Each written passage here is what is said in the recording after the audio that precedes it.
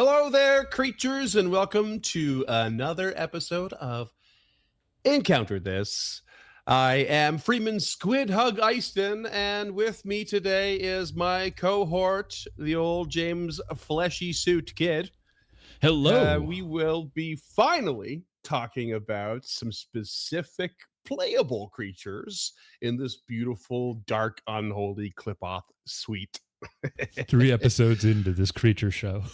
We finally got to the creatures. You're welcome. Well, here we go. Yeah.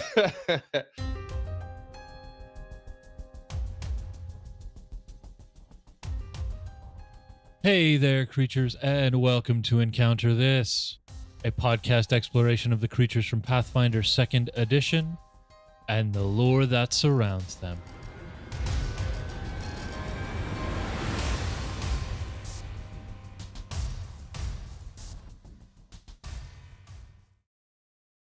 So let's start off with the smallest creature, the first in the array of them that you might face.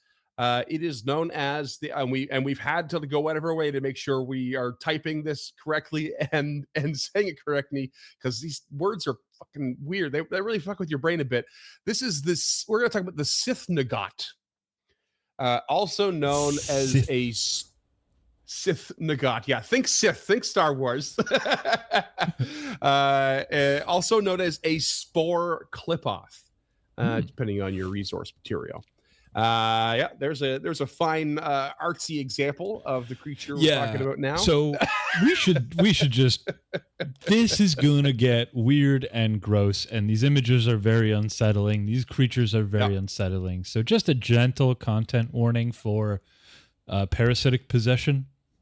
Yeah, pretty much. Yeah, if you didn't get the vibe from the previous 3 episodes already, just assume it's going to continue. Continue in that direction. Going to get worse as hard as it can. Yeah. Yeah. Now this is not. This is a Cythnigot, but it's also not like quite the full thing. That's not the only Cythnigot. Like that image. That's because the Cythnigot is a parasitic essence or creature or biology or I don't know, germ. It's basically organism is the word you're looking for. Organism. Thank you. That's the one. I continue to not know my words. Basically, so normally we would separate these. Hold on. What am I trying to say here? So the Cythnigot is a fungal parasite or an infestation of sorts. It grows in the corpses of small creatures, basically, and it wears them like a suit. So what we're seeing here is actually a rat that has been infested by a Cythnigot. And it makes adjustments and sort of, quote-unquote, tailors the body that it infests to its needs. So the small creature ends up looking really quite alien, like a lot of other Qlippoth kind of creatures. So you can see this thing's got, it's clearly got the rat teeth.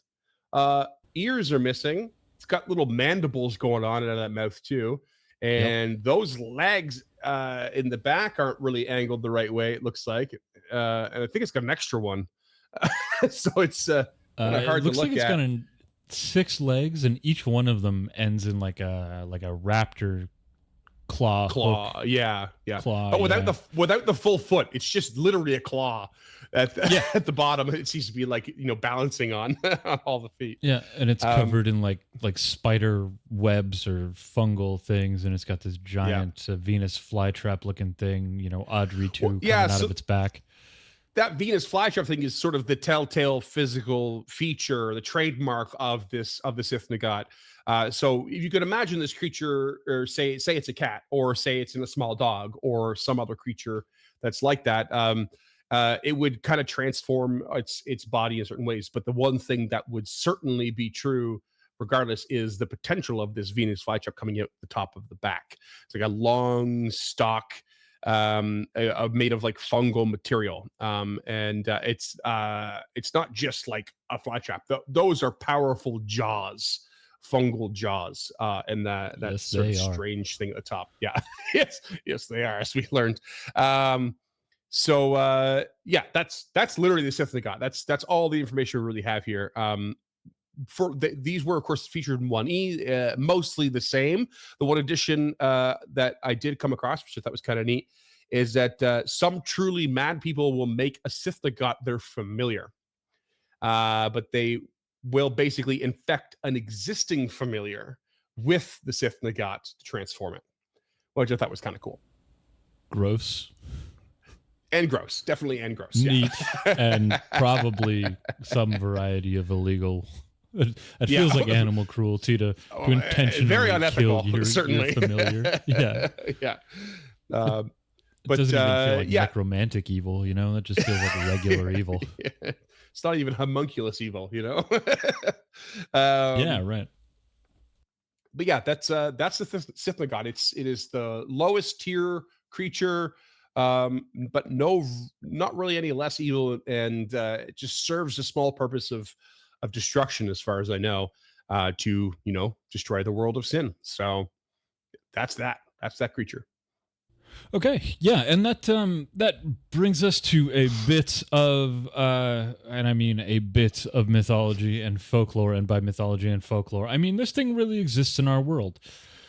Yeah.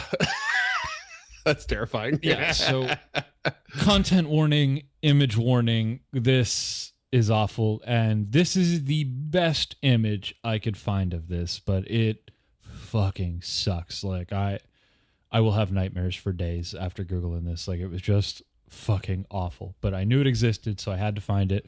And that means you guys get to look at it. So again, content warning. This is a possessed real creature by a fungus. It's not awful, but it is an insect. So insect warning for those of us who have insect fears. I'm one of you. So here we go. Good luck. This... It's called the zombie ant fungus. Yeah, I mean, it's not awful. There are way worse images. Like the ant is decayed. Yeah. It's fine. You all can Google it at your own risk. Yeah. There is a Latin name. Ophiocordyceps unilaterus is my best shot at it. I'm not doing another take. Wait, let me try. Ophiocordyceps unilateralis. Oh shit, that was hard. Yeah. Damn it. Also known colloquially as the zombie ant fungus. It was first identified in 1859 by an Alfred Russell Wallace. So this is a fungus as well. Yeah, friend of the show. This is a white dude from the 1800s. Maybe let's not call him a friend. Just okay, that's fair enough. Acquaintance of the show. Frequent guest. So these are pretty simple beings. They're not malicious or evil beings from a time before time. These are just spores that will attach specifically to an ant's exoskeleton. They then break through said exoskeleton using a combination of enzymes and mechanical pressure. So they grow up, which puts downward pressure on the ant's body. Okay. They then release a yeast, which spreads through the ants using a phenotype to manipulate the behavior. So as far as I understand about ant biology, one of the ways they communicate is using phenotypes and sense. And this will use that to manipulate its host while it's being possessed to benefit the fungus, which usually manifests in having the ant climb to a very tall tree where it will hang upside down, be encased in the fungus, and then sprout what is essentially an upside-down jungle mushroom out of the body of this ant, release more spores, and reproduce. Jeez. Yeah, it's real terrifying. Like, if this makes the jump to any other species, like we're fucking hooped. Like, right? Like, it's one of the most fascinating things about mushrooms and fungus is that they are so different from the rest of organisms, basically, and they're so misunderstood in so many ways. And I was oddly reminded of what some people say there are theories of like giant fungus and mushrooms from the past, but some people refute that by saying, well, the thing is, fungus don't need to grow tall because they don't need light. That's the whole point of growing tall like a tree, is to capture more and more light. However, this springs to mind just because you just said that this fungus actually wants to get to a height for its dissemination of its spores, which is a very, very interesting concept. It's very cool. And it is terrifying. Yeah. And again, that's the chillest image I could find. It only goes downhill from there. Yeah. So just, be judicious before you click off safe search on stuff like this. Like, it's just it's real bad. I'm Googling it right now so I can see, because I'm not afraid. I'm not afraid at all. It's pretty gnarly. Yeah. Yeah.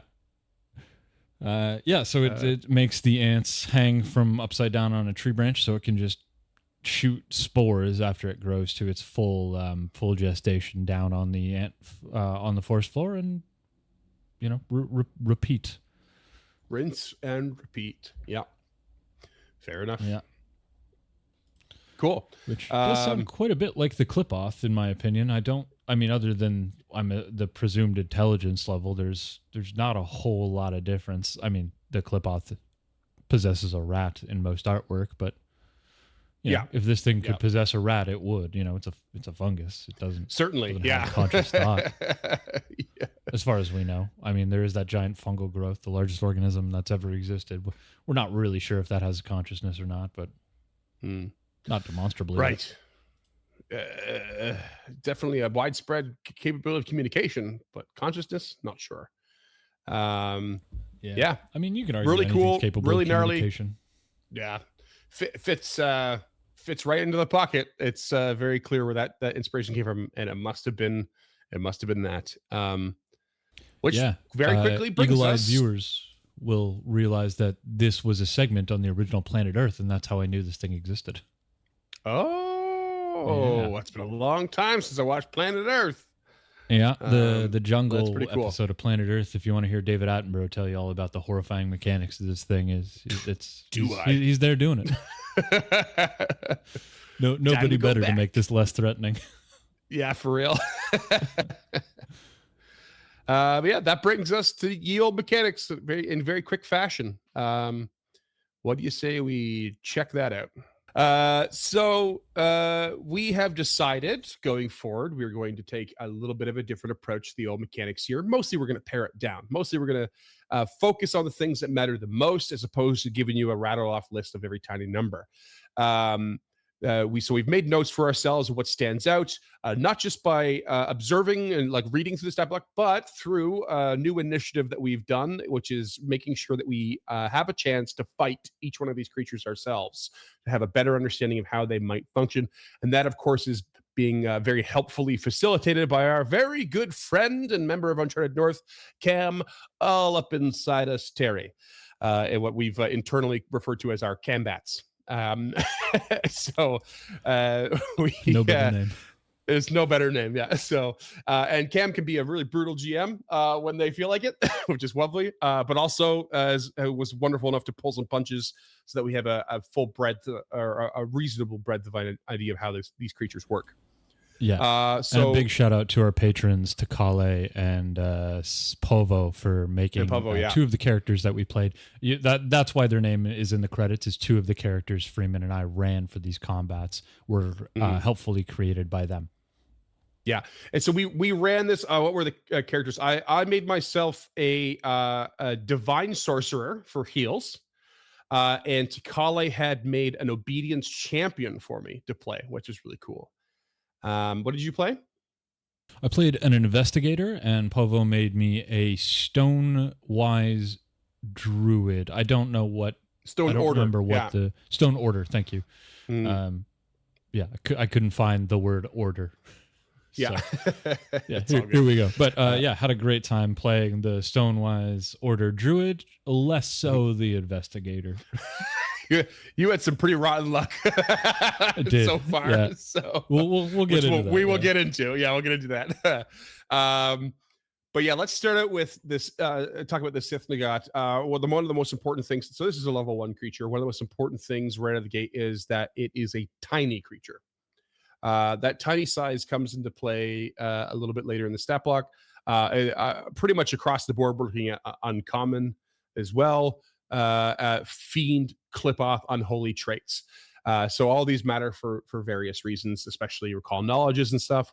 One of the significant things here is it's got a base speed of 30 as opposed to the usual 25 for a lot of creatures. But it's also very miraculously has a fly speed of 40, which sucks so hard. Very significant for a level 1 creature.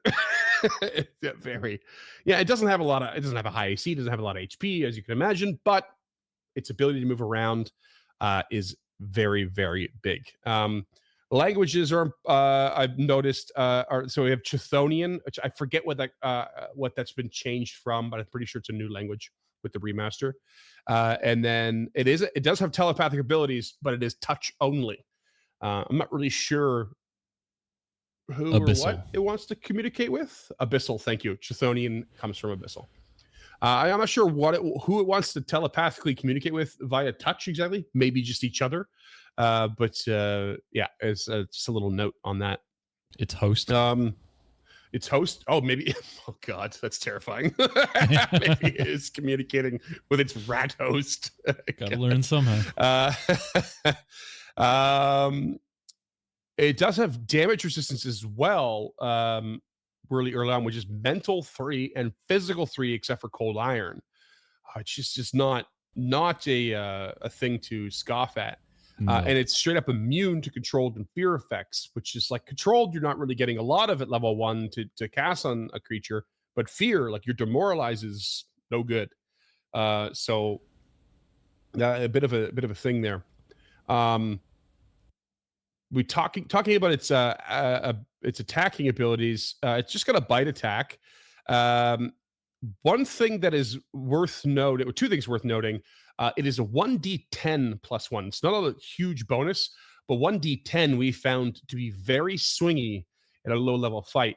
I remember being crit for about 3 damage or something, or 4 damage. And I remember taking a regular hit of 11. So it was very swingy, very unpredictable, and it actually did make it pretty terrifying. And that's where that big claw or jaw thing is coming in. That Venus flytrap, it can hit really hard. Very importantly too, and we missed this during our time fighting this creature, and we realized just before this recording that this thing has a reach of 0, which I think we messed up. Or rather, Cam messed up. This is significant because a reach of 0 means the creature has to occupy your space to hit you.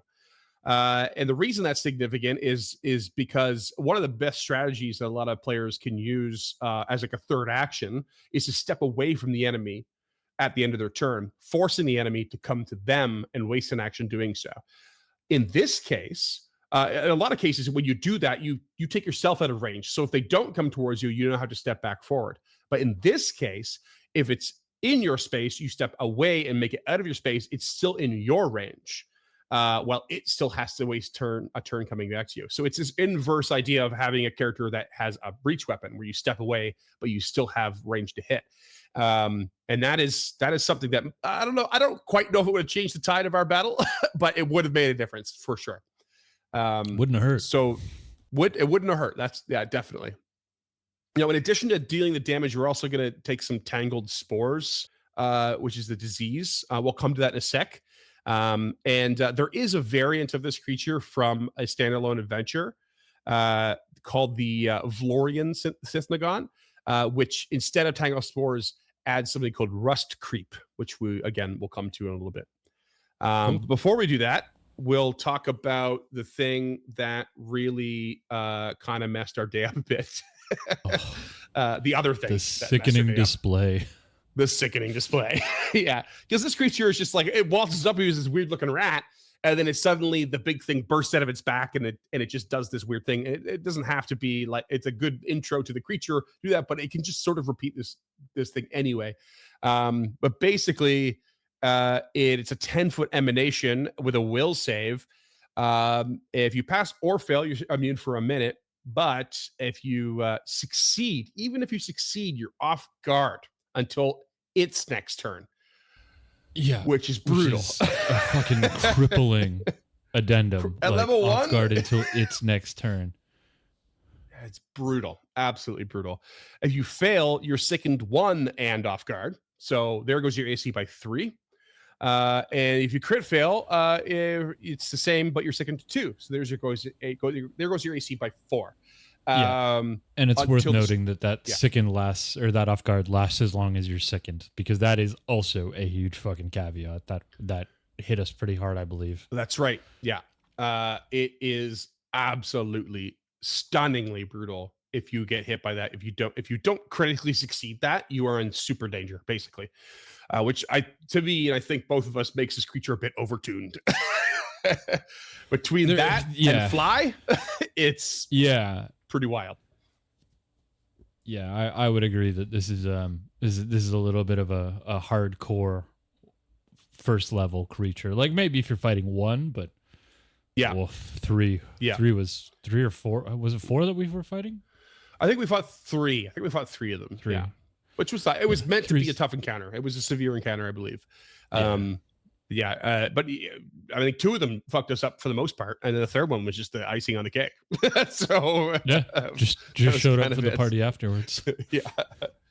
Now there's a very loose upside, and I'm being very generous with that. And that if you do manage to contract the Tangled Spores disease, which is a Fortitude save, it acts a little bit more like a poison, in that it's got a maximum duration of 6 rounds, even though it is technically registered as a disease.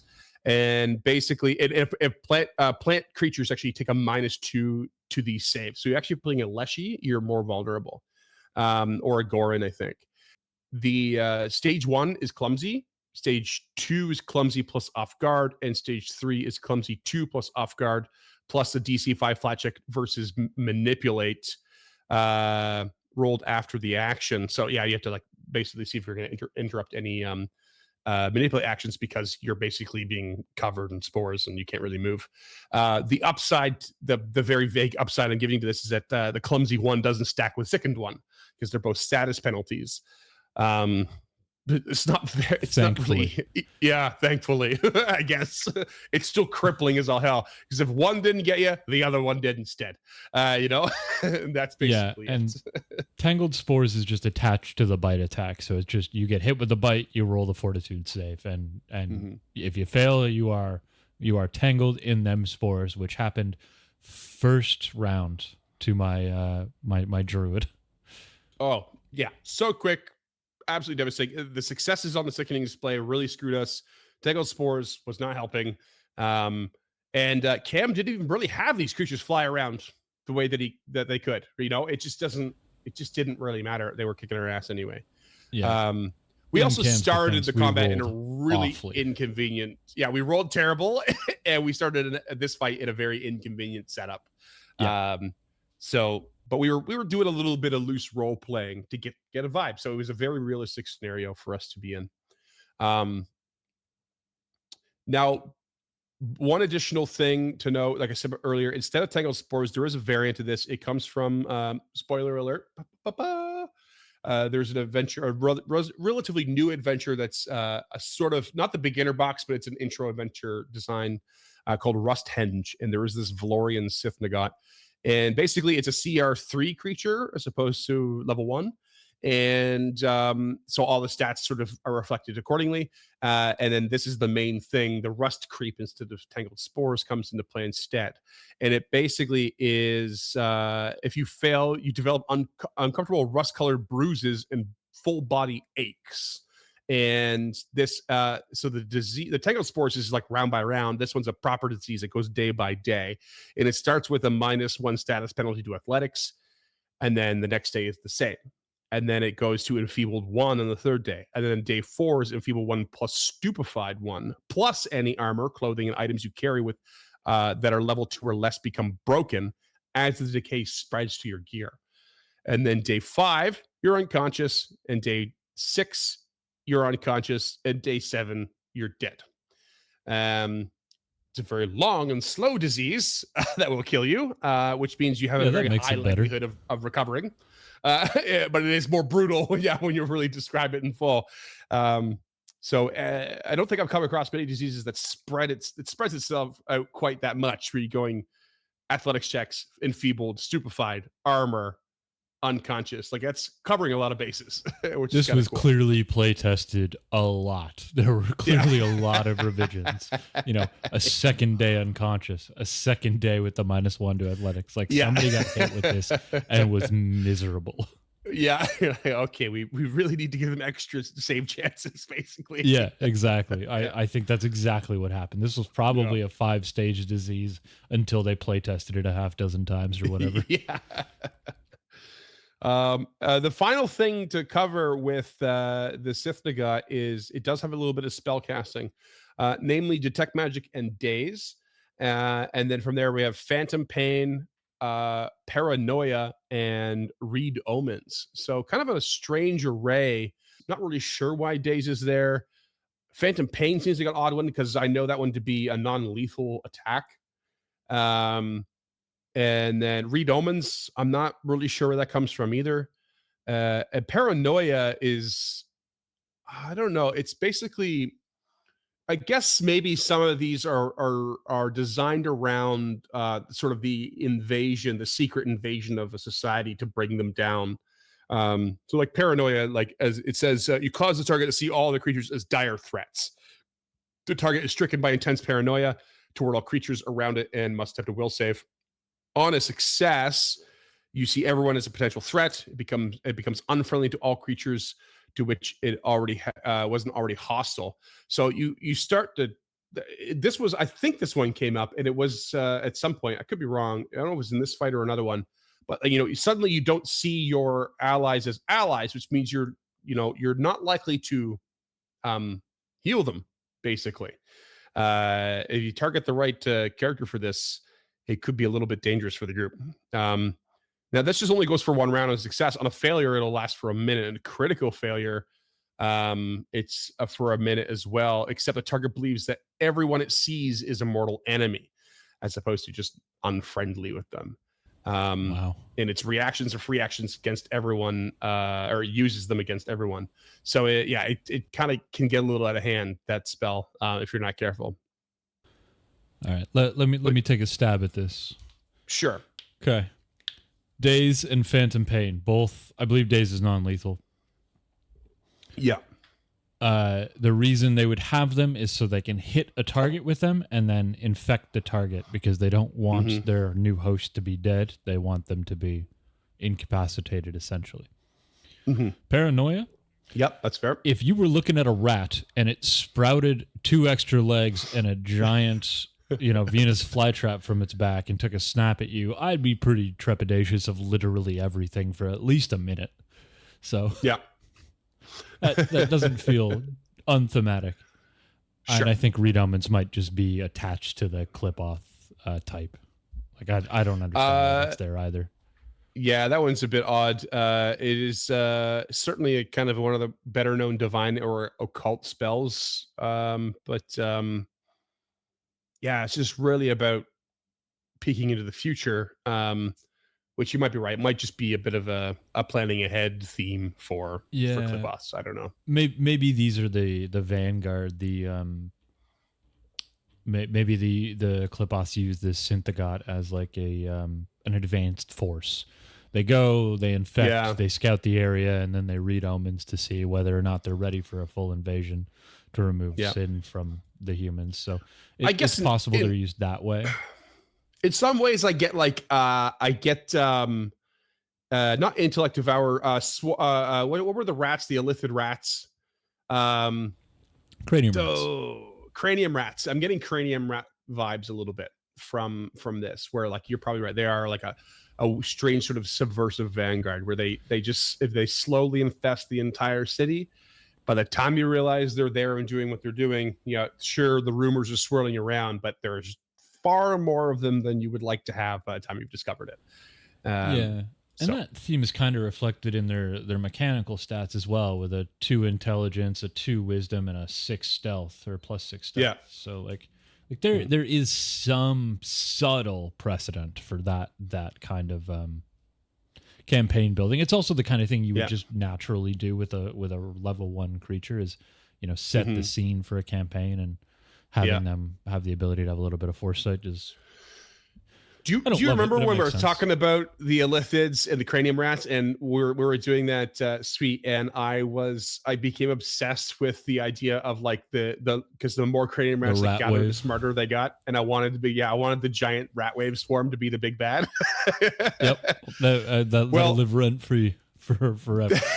There is a creature in Pathfinder 2nd edition called the Shuln, which is basically I think it's a huge or gargantuan size naked mole rat. Cool. Yeah, very cool. And I just want one of those to be infested, basically to become the big bad now. It's just this absolutely massive Venus flytrap on its back, and it's entirely too big to like fight. Just the world's ugliest Venusaur. Yeah, it's been cramped up in the city sewers for so long, and then it finally bursts free and it just destroys the city. You start the campaign with rumors of alligators in the sewers, and end with that thing. Basically, yeah. So good. But yeah, that's the old Cythnigot. Neat little creature, simple, deadly as shit. I'm not sure what I would change about it exactly. Maybe I would bring down its D10 for the bite.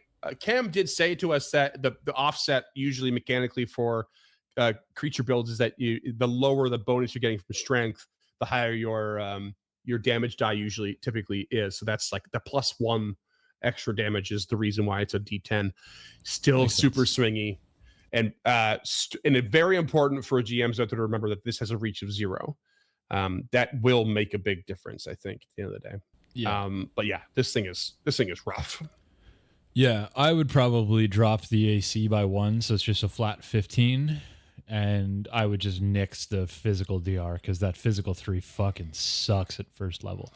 Unless the party's over first level where they've had access to cold iron, then kind of whatever, if you're fighting this third level or second level even, whatever. But first level, if it's a party of 4 first level creatures, just nix the physical DR and probably drop the AC by 1 because this thing can move and it can fucking haul ass. 40 fly is no joke. So making it a touch easier to hit when you can hit it makes a lot of sense to me. Yeah. Especially because when this thing claps back, it claps fucking hard with that tangle spore attached to the bite. Like our fight, we effectively TPK'd. And at the very end of the fight, we were joking about running away. And Cam was like, there's just no way. You can't get away from this thing. It will catch you. And I think what happened was maybe it was your character just ended up jumping into the river. Bartov the druid. Jumped into the river. And made the old aquatic escape instead. Yeah. Just fade to black. The shoot and had a laugh. Yeah. So it was it was something else. It was it was a huge learning experience. But yeah, that's the old Cythnigot. I learned I don't want to play a Qlippoth campaign. Yeah, it's good. Have lots of backups. Lots of backups with lots of motivations. Yeah, maybe figure out a way to auto generate it like in Pendragon or Traveler because you're gonna die. Yeah. What do you say we move on to the next one? Yeah, sounds good. Taking it to the Shoggti, which kind of sounds like a 70s funk band. It does a little bit, doesn't it? I knew it was making me think of something, but I couldn't think of what it was. I guess that was it. It sounds groovy. It's the old Shoggti. Oh yeah, just dropped a new album. We call it Mythology and Folklore, which there is no tracks on because we found nothing connected to this creature. Yeah. So for our audio listeners, the Shoggti is a 4-tentacled cephalopod with claws on the end of each tentacle and a maw on the bottom that looks like a lamprey and a slit down the head, which I believe is also a mouth surrounded by spikes. This thing just sucks. And they are suckered tentacles, and they're not really quite claws. They're more pincers. They are like... Yeah, pincers is a better choice, yeah. They're like a big crab, like the big lobster claw or a crab claw. Yeah. It's kind of got spikes on the side of its head on each side along the length of the mouth, not unlike one of the guys from the Prodigy, the band. You know, when he's his hair like that. The dual hawk, the two mohawks. Yeah, the dual hawk. Yeah. Yeah. For the most hardcorest of punks. Yeah. One mohawk isn't enough. Twisted fire starter. That was from the 70s, right? Shock Prodigy? Yeah, no. that was from the 70s. But yeah, you're right. It's a cephalopod. It was described as squid-like. Looks more octopus-like to me. So I don't think squids have suckers. And the shape of the head and the ear canal is definitely more definitely different. So octopodian is a word that I think I just coined. Surely it existed before you. You're not that kind of genius. That doesn't mean I didn't just coin it. True. It existing and it being recorded are two very different things. Fair enough. Blue-skinned, dexterous pincers, sucker tentacles, bulbous eyes, lamprey-like mouth, as you said, and an extra mouth upon its forehead that stretches from between its eyes to the back of its head, which is a really just terrifying alien structure. To be honest, and it's worth noting it's got rectangular pupils, so it can see in every direction that it wants independently. Every direction, including through its own head. No, that's not true. So those are normally prey eyes, right? Like you don't see too many predators with rectangular pupils because they rotate and the apertures increase. They can let in more light because they want to be constantly visible. But this, as I'm sure you're about to tell us, is definitively a predator. Oh, was it ever? No, we have a little more ecology, as it were, on these creatures than we had the Cythnigot. These creatures do like to travel to other planes to kidnap and charm victims and bring them back to the outer rifts. This basically makes them, I hate to say it, they're specialized slavers, basically. Their pincers are not well suited for weapons, but they are fond of wands and other magical items, especially those that have mind-affecting spells and properties. A nice little piece of lore that's like really interesting, but is not included in the stat block. Therefore, we were lucky enough to not encounter it because we had a hard enough time as is. Again. This is a new Qlippoth to 2E, so there are no 1E references to this one. Yeah, I also think this is just tangentially related to the Qlippoths. I get that it has the Qlippoth subtype, but I don't know. Yeah. It doesn't feel like it belongs. It also has the amphibious subtype, but I guess we'll get into that. Yeah. It does feel like some of the stuff that we talked about with the Demon Lords and the Qlippoth Lords, like they had created creatures that are non-Qlippoths. They're like kind of famous for these sorts of things. And then we had a Qlippoth that was famous for like flesh warping as well, and having created other ones. But this does feel like, as opposed to like a natural Qlippoth, it feels like one that's maybe purposely created. But there is nothing in the lore about that per se. This feels one like surely comes from that realm of like it's a massive deep ocean, obviously. Right. So or it comes from the realm of, hey Freeman, we need another Qlippoth. Make it water. Yeah, pretty much. Yeah. So let's talk about. It looks cool as hell. It does look. This is one of my favorite artworks I think that we've come across. Yeah, it does. Same. It looks just really the color great. Does it for me too, and like it looks wet. Like whoever the colorist was on this, like did an amazing job of making it look like reflective, gnarly, muscly skin on the top of the tentacles. Yeah, it's really cool. Let's talk about how it beats you up. Because it do. Now, what it doesn't necessarily evoke the artwork is that this is a large creature. It's uncommon, amphibious, fiend, and Qlippoth. Unless my notes are mistaken, lacking the unholy trait. Lacking the unholy trait. Which is quite strange, actually. That leads credence to your holy shit, English is hard. That leads credence to your opinion that this was a created Qlippoth and not a born Qlippoth. Yeah, could be the case. Speed of 25 on land, 25 swim. No surprise there. And it's doing the same thing as the Cythnigot with the Chthonian language, and telepathy, but has a 100-foot range on the telepathy.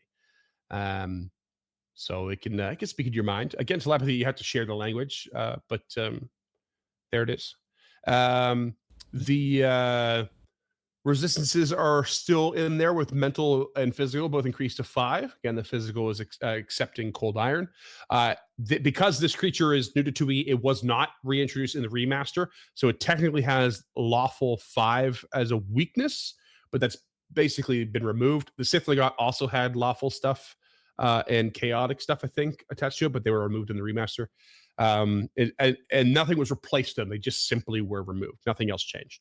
So the weakness is gone and their damage was gone. So it kind of balances out. Still immune to controlled and feared, though.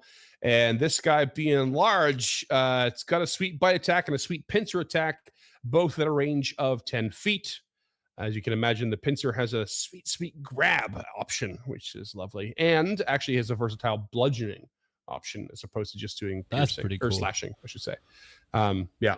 So this thing can do the full spread of piercing, slashing, bludgeoning as it pleases. Of course, with the grab, you have yourselves a sweet constrict, because why wouldn't that pincer grab you and then the arm wrap around you and just give you a quick squeeze? Constrict is always a little bit terrifying, just like rend. Once it gets its hands on you, you're taking automatic damage. Sure, you get the fortitude save, the basic save, but you got to be careful. The other action that it has is called Brain Cloud, which basically caresses a creature with a tentacle and supernaturally erodes their mental faculties, which is terrifying. This does have the attack trait, which is important. And you can take a will save and become stupefied 2 for an unlimited duration. You can't attempt another will save, or you can, once per day when doing your preparations. So cool. Brutal for a caster. Yeah, very brutal. And all it has to do is just caress you and hit. So this is some really awful implications. Really is. And then the last action that it has is called Fascinating Display, where it rides around and shifts colors like you might expect from an octopus. And this becomes an unnatural and hypnotic display. Concentrated, emotion, fear, mental, occult, visual, all the things you might expect. 30-foot emanation. Will save, temporarily immune for 1 minute from any Shoggti. So if one does it, you're kind of okay. For the rest of them, if you're fighting multiple. And the success, you're still sickened 1. Failure, you're fascinated for a minute and sickened until the fascination ends, which is brutal. You can't just retch that up. And then critical failure is fascination for a minute, cannot use reactions, and sickened 2 until the fascination ends. So that's pretty brutal. Sickened is not fun. Yeah. Especially when it's forced to stay. I'm going to try and throw in a cuttlefish doing their fascinating display here so you can see what a real world example of this looks like, because they actually do this. But if cool. I do that, seizure warning. Seizure warning, yeah, for sure. So these, I don't remember if we actually were up against these actions much when we fought this thing. Not the brain cloud, but I do believe it tried a fascinating display at one point. I think. We kept our distance. I was kind of done after the first level or the first round. It was well, no, and for good reason, which we will get to shortly. Basically we fought this thing in a sewer canal. So we were on the edge of this canal, and it was in the water, and it was swimming down and up and like seeing away. And we were hitting it with like ranged attacks and reach attacks, doing our best to not engage it. We certainly weren't getting in the water, that's for sure. So it did hamper its ability to affect us with, say, like the brain cloud, and it didn't have much of a chance to grab us and constrict us. However, it, of course, also has spellcasting, and it very quickly charmed James, investigator. James, you want to describe how charm works and how it fucked your day up? Yeah. So this particular version of charm has a crit success, a success, a failure, and a crit failure. And I crit failed even with a hero point. Again, Foundry wasn't... I'm going to blame Foundry. So crit failure's target's attitude becomes helpful towards you and it cannot use hostile actions. Regular failure, you become friendly, or if you were friendly, you become helpful, can't use hostile actions. Success, you think something was wrong, and you can use it to identify the spell, and a critical success, you were unaware and you're familiar with the fact that this creature tried to charm you. The problem with this particular rank 1 spell is there is no repeat save unless the creatures who cast its allies threatened that creature or used hostile actions against it. Not hostile actions against your allies, not threaten your allies against you. So my investigator crit failed, was charmed first round before they even got a turn, and Cam, being the genius tactician they were, just never went anywhere near the investigator. Basically, yeah. We fought a single Shoggti. It had no allies to attack the investigator, and that made the investigator simply charmed for the entire combat. You did manage to realize that you were kind of joking, and you started role playing, like trying to mediate between us and the Shoggti, which I remember. But eventually, you were tossing potions down my throat at some point because you couldn't do that. You just could not target this creature. You could not fight it, and it's because one of the things too is that this lasts up to an hour, so the combat was over with. But it casts this at you at 4th level, which means it wasn't technically going to be an hour. It was going to be for the rest of the day that you were going to be till your next daily preparations. And it is very specific in its wording, so like can't use hostile actions. So I tried things like recall knowledge and devising stratagems, like a skill stratagem to try and recall knowledge again. I just could not roll above a 4 to save my life this whole session. Like I rolled a natural 20 once. It was crazy. It was like less than 10 the rest of the time. So it was crazy bad. Yeah. Now it only has one. It was like 7 rounds, and I tried to recall knowledge 3 actions every round, and I did not succeed once. Yeah, for real. It was so bad. It only has this fourth rank casting once. It also has a 4th rank dimension door once it can do. It does have more charms though at rank 1. So if it's an hour feels like long enough. Yeah, it can still nab multiple creatures with these charms. And technically it could nab one and just re-up it if it's lucky enough every hour, for 3 hours kind of thing. And it has its days. We need to talk about whether or not Brain Cloud counts as a hostile action, because Brain Cloud is an action, but is a gentle caress perceived as hostile? But it has an attack action, attack trait. So it does have the attack trait. It has the attack trait. So it affects your multiple attack penalty. Therefore, I think it has to be considered. Right. Okay, cool. I dig that. But I mean, a DC 25 will save when you're already charmed. I mean, I guess charm doesn't affect your will save, but a DC 25 will save is still no joke. Yeah. So. Now, it's also worth noting too that the Brain Cloud, because this creature hasn't been updated from the remaster, the Brain Cloud attack has the open trait. The open trait was removed in the remaster, but because this creature hasn't been updated, I'm not sure how this ability should be changed. But the open trait means that you can use an open only if you haven't used an action with the attack trait or open trait yet this turn.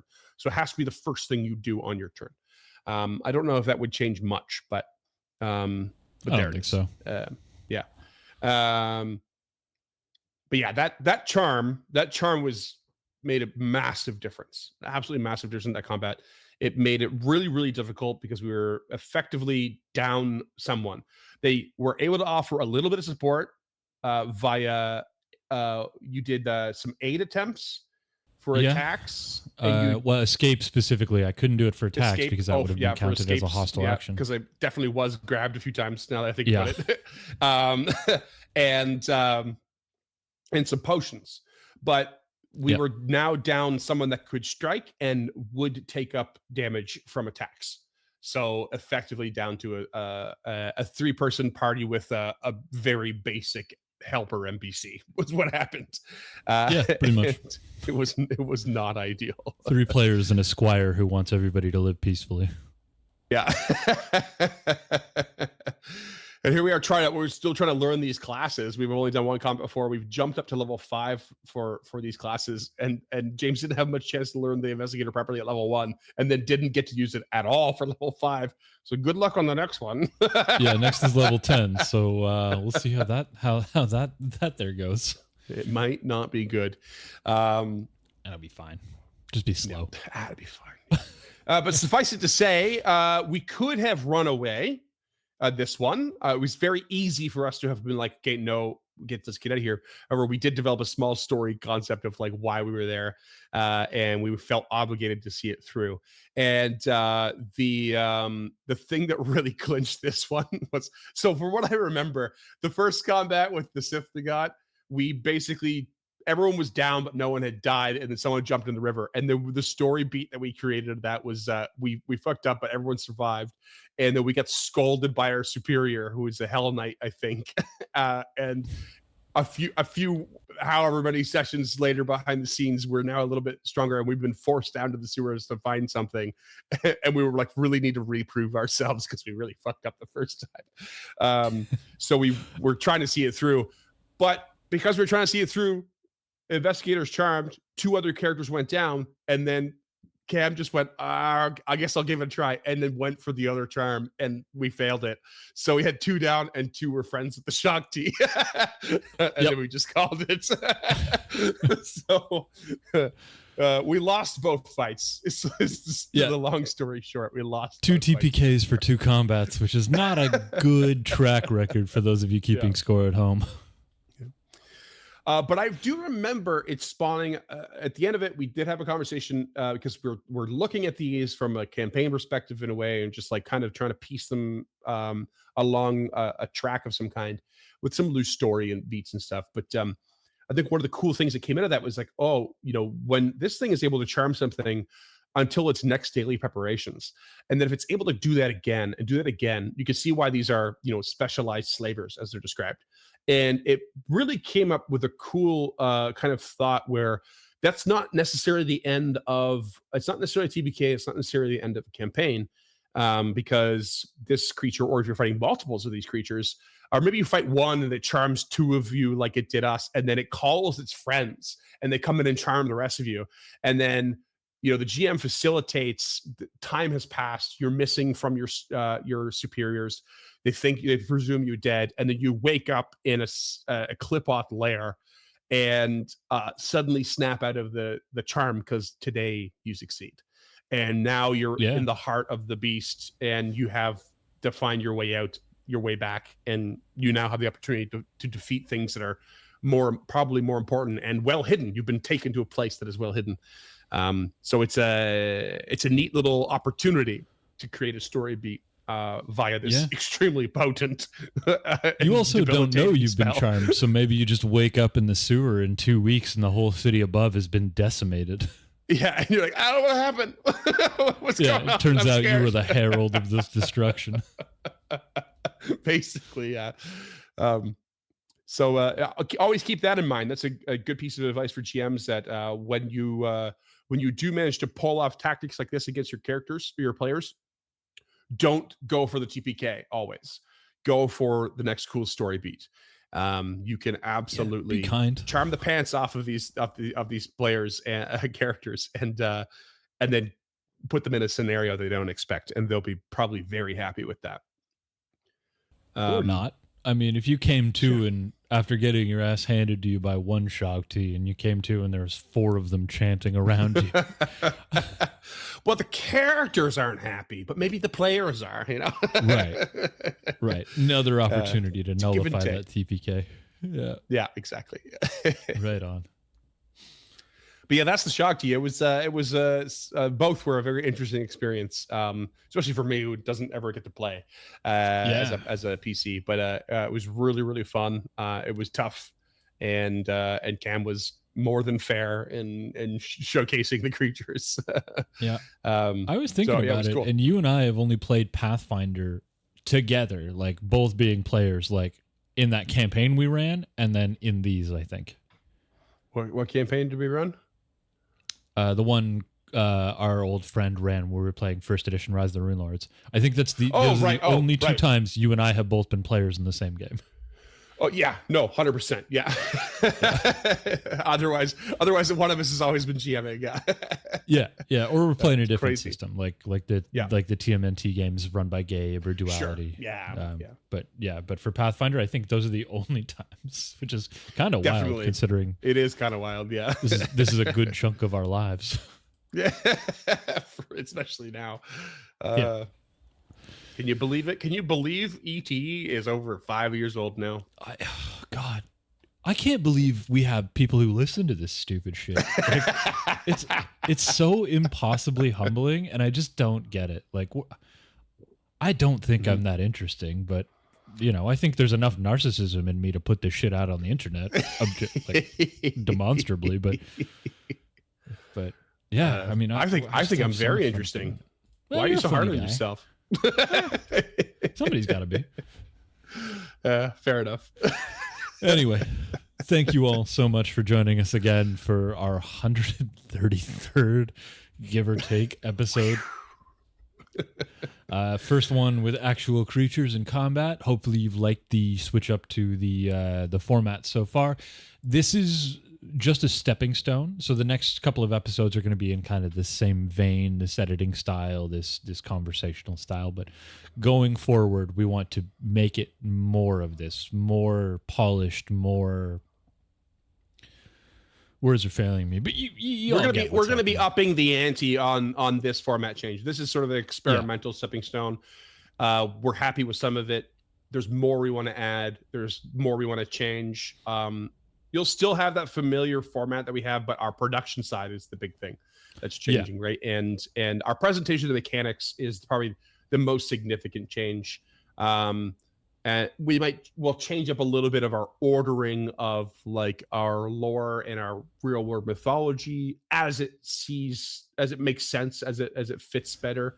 More syncopation when necessary. Yeah, a touch less structured, a little more nuanced, and a little more planned. And a shit ton of stuff behind the scenes. Yeah.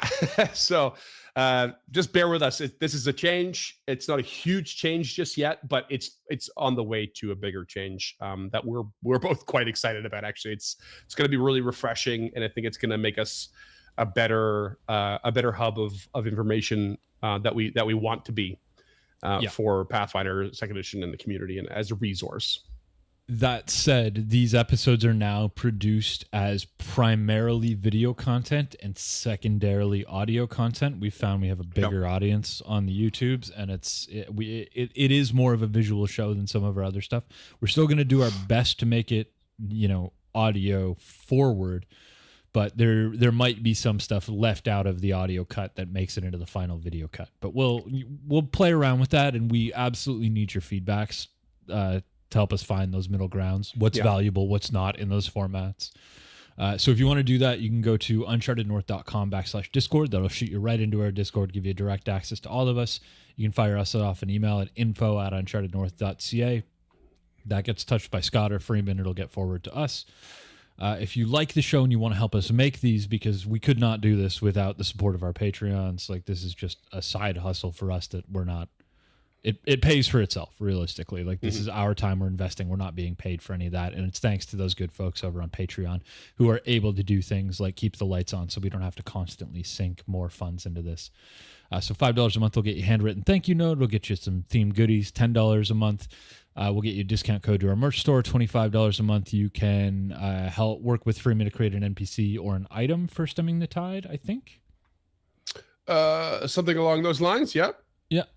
Today, currently when this drops for $10 a month, you can still suggest a creature for this show, which would mean a larger suite like this. So we're looking for traits or subtypes specifically that you'd be interested in covering.